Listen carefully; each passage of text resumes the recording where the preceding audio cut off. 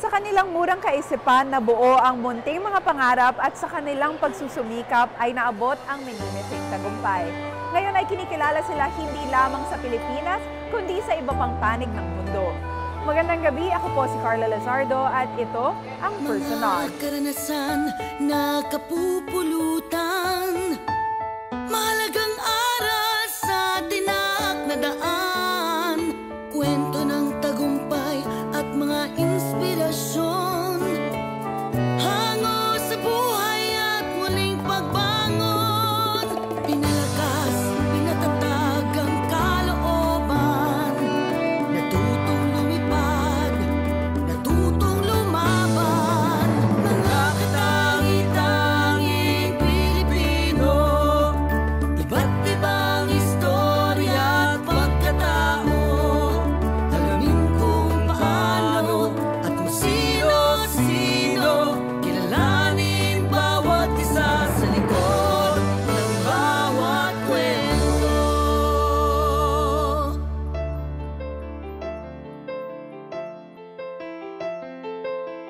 Isa ang ice skating sa pinakapatok ngayon na sport sa mga kabataan.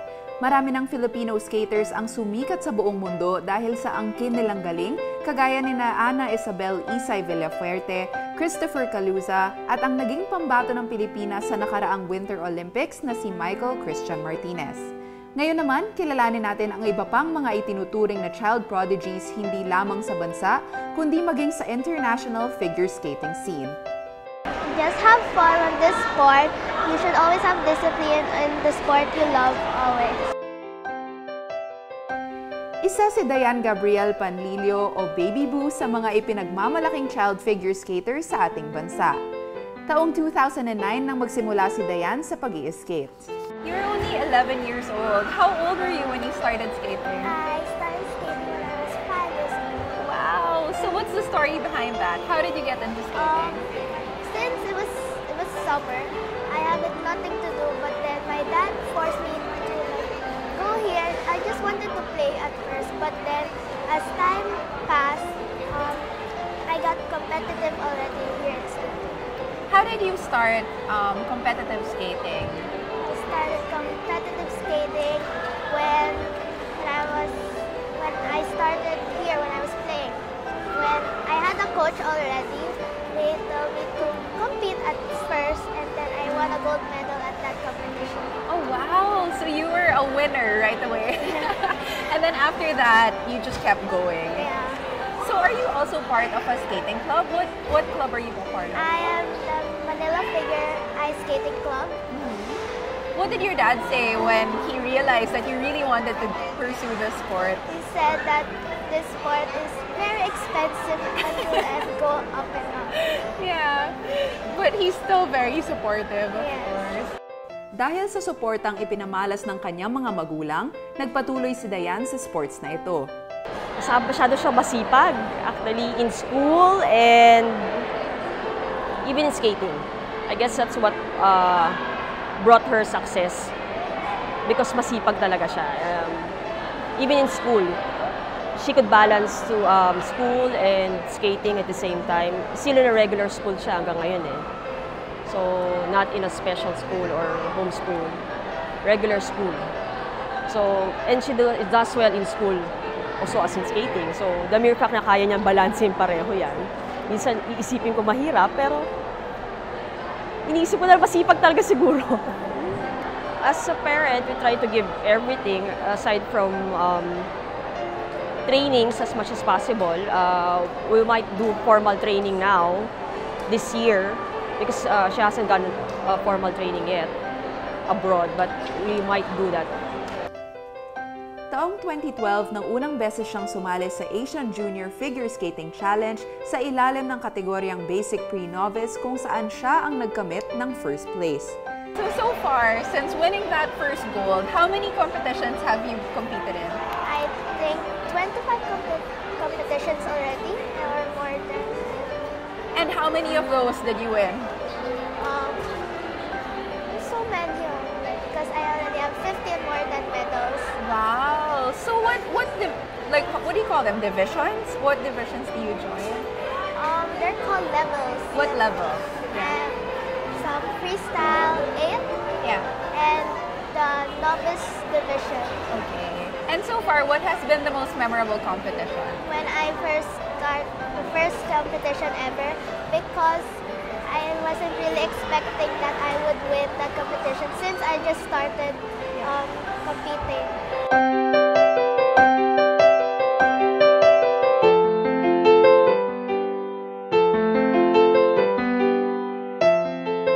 Sa pagbabalik ng Personage. My life gets harder and harder because since I get competitive, sometimes school may be a bit harder also when it comes to balancing them.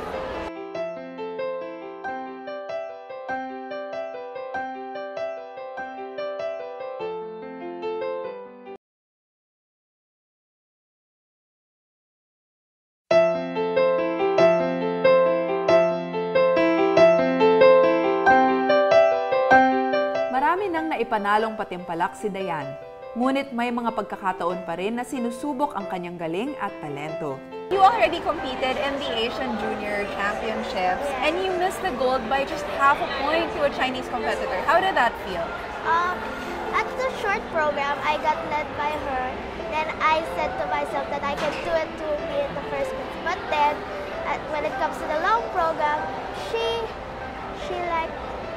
passed me for a half of a point because I think she really wanted for that gold medal, and even me also. I felt also kind of frustrated because for all my hard work, this is what I achieved the second place. But it's also happy because second place is already a good place for me. Gayunpaman, hindi nababawasan ng mga pagsubok na ito ang competitive spirit ni Dianne. Patuloy pa rin siya sa pagsasanay para pagbutihin ang kanyang talento. Sa katunayan, merong bagong kompetisyon na pinaghahandaan si Dianne. To what would you say do you owe your success? To my parents, coaches, and to everyone who are supporting me. I'm sure lots and lots of preparation goes into your routines before you compete. Tell us about your training routine. I train 5 days after school. So that's a lot of training. How do you balance your training schedule with your school schedule? My dad taught me proper time management since from the very start. Well, I can balance my studies already since I'm an academic awardee in school. Wow, that's amazing that you can balance both. So is there anything else that you do in your spare time, or is it all skating and studying? Sometimes all skating, but then I usually tend to read books because I like books. What kind of books do you read? Fiction. Fiction. Do you have a favorite author? Not really. Just fiction in general. And speaking of favorites, who is your favorite ice skater? Julia Lipnitskaya, because at a very young age, she can do lots and lots of routines that other skaters can do. Marami na ngang pagbabago ang naidulot ng skating kay Dianne at sa kanyang pamilya. Dahil dito, isa na rin si Dianne sa mga hinahangaan sa larangan ng figure skating, lalo na sa mga kabataang gusto ring matutunan ang sport na ito. And right now, what is your goal when it comes to skating? My goal is to go to the Olympics someday like Michael Martinez. I'm sure you will be able to do that because you're only 11 years old. And people now are saying, you said that you look up to Michael Martinez. People are saying that you're like the female version of Michael. How do you feel about that? I feel happy about that so many people are saying that I'm the female version of Michael Martinez, and I wish I can look up to that. What are some of the things that changed in your life when you went from competing on a national level to an international level? My life gets harder and harder because since I get competitive, sometimes school may be a bit harder also when it comes to balancing them. What's your next competition? The 2015 Developmental Trophy ISU in Malaysia. Okay, and I'm sure lots and lots of younger skaters are looking up to you as well. What advice would you give these young kids who want to get into skating? Just have fun on this sport. You should always have discipline in the sport you love always.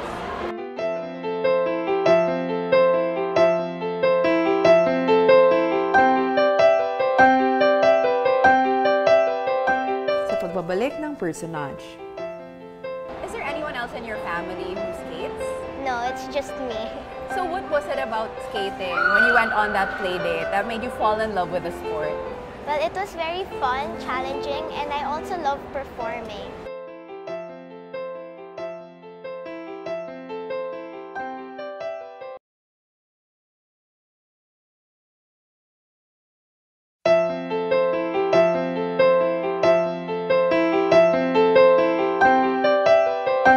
Never give up. Just do your best in everything you do. Si Sofia Victoria Guidote ay isa rin sa mga bumibidang figure skater ng makabagong henerasyon. Isa siya sa mga kabataan na kahit sa murang edad pa lamang ay marami nang napapatunayan. At tulad ng karamihan, bata pa lamang ay nagsimula na siyang mag-aral ng figure skating.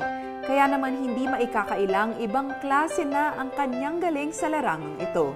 How old were you when you started skating? I started skating when I was 6. What's the story behind it? Well, I went to SM South Mall with my friend for a play date, and we went several times, and I never stopped talking about it with my mom, and she asked me if I wanted to start to have lessons, and I said yes. And since then, you've been skating every day? Not at first, but when I turned 7, that's when I skated every day. Hindi naging mahirap para kay Sofia ang pagpasok sa larangang ito dahil buo ang suportang ibinigay sa kanya ng kanyang pamilya. Sofia as a daughter, she's very determined with her sport, very focused at a young age, and I guess for most children, she's lucky that she found her passion in skating, and so she's quite focused on it, and she knows where she wants to reach eventually in the world of skating, which is to go to the Olympics. As far as support, of course we support her in her training, which is financial, but more importantly, we support her emotionally. She's growing up as a child to her teenage years, so there are emotions that we have to deal with, and she is, again, quite focused on what she needs to do and what needs to get done. So as far as encouragement is concerned, we encourage her, but it's mostly her own doing. We just need to prod her a little bit in her training, but otherwise it's all Sofia. Is there anyone else in your family who skates? No, it's just me. So what was it about skating when you went on that play date that made you fall in love with the sport? Well, it was very fun, challenging, and I also love performing. Halos 10 na ang nasalihang international competition ni Sofia at karamihan dito ay nakakapag-uwi siya ng medalya. Medalyang maipagmamalaki di lamang ng kanyang pamilya, kundi ng buong mamamayang Pilipino. So when you started competing, what would you say has been the most memorable competition so far? Well, my most memorable competition is the ISU Asian Trophy. It was held in Thailand. It's the most highest competition I've joined, and because I was the first Filipino to win. Wow, and you are only 13 years old. So what would you say contributes to your success as a skater? My parents, I owe everything to my parents for all their support in my competitions, and my brothers for always believing in me also. Marami nang naipanalong kompetisyon si Sofia, ngunit patuloy pa rin ang mga pagkakataong sumali at makibahagi sa iba't ibang local and international competitions. Kaya naman pinagbubuti pa niya ang pag-i-skate sa pamamagitan ng matinding pagsasanay. How do you prepare for your competitions? How long do you have to train? Well, I train the same way as every day. It's nothing new. I just do the same thing, like 2 hours in the morning and then an hour at night. Tell us about how you became part of Elite Blades. I just joined the club. Yeah. So that in competitions you need a club to represent, and it's the club of SM South Mall, and that's my home rink. How do they help you prepare for your competitions? They always cheer for me and help me not get my nerves. And you've been competing in Novice A since 2012, but now you're competing in Advanced Novice. So tell us about that. I mean, you've already won the national championship, so you have some international competitions coming out. I will be competing in Advanced novice both locally and internationally now because I have won Philippine National. How did that feel? It felt amazing because all my hard work has paid off.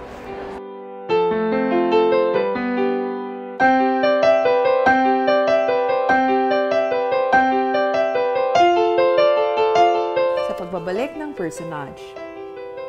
And I'm sure some of the younger skaters here are also looking up to you as their skating idol. What would you say to the other kids who want to get into ice skating? Well, it's not an easy sport. You have to really work hard and you'll keep falling and have lots of pains till you really become good.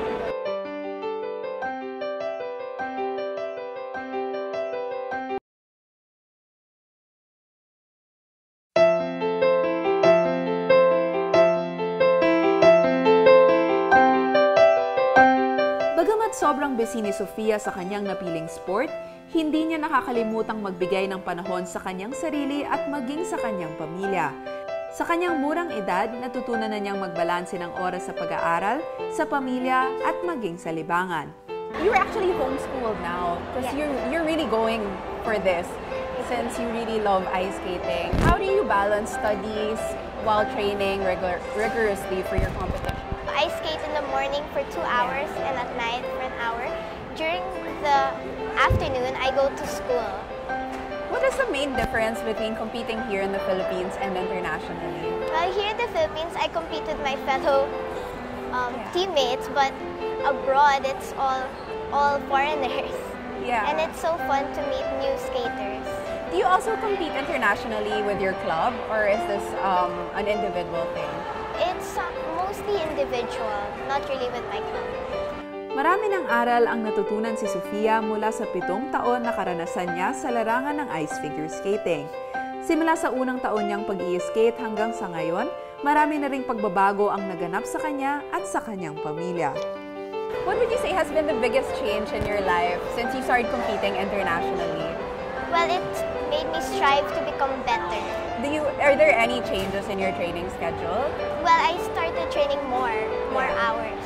Now you are preparing for several competitions this year. Can you tell us about that? Well, I'm preparing for 2 competitions in America in June and July, and then at August in Thailand. And aside from these competitions, you are also training internationally as well. Yes, I hope to be back there soon. Who are some of the international skaters that you look up to? I look up to Elena Radionova from Russia. She's very good and she's still young. Yeah. How old is she? She's 15 years old and she's like the best now. Dahil nga sa mga parangal na natamo, hindi lamang para sa sarili, kundi maging para sa Pilipinas, isa na rin si Sofia sa mga itinuturing na idol sa international skating scene. Ngunit papaano nga ba niya ginagampanan ang pagiging modelo sa mga kapwa kabataan? And I'm sure some of the younger skaters here are also looking up to you as their skating idol. What would you say to the other kids who want to get into ice skating? Well, it's not an easy sport. You have to really work hard and you'll keep falling and have lots of pains till you really become good. And aside from being an idol when it comes to skating, you also serve as a role model to other young children. So what advice would you give them? Work hard and also to never give up. Just to, do your best in everything you do. Talagang kakaiba nga na sa isang bansa na walang winter, ay magkakaroon tayo ng mga atleta na mag-e-excel sa larangan ng figure skating. Dalawa lamang sila Dianne at Sofia sa ating mga kababayan na sa murang edad pa lamang ay talagang ipinamalas at patuloy pang pinapatunayan ang galing ng mga Pilipino sa buong mundo. Ang kanilang husay bilang skaters ay nagpapatunay na malayo pa ang maaaring marating ng larang ito.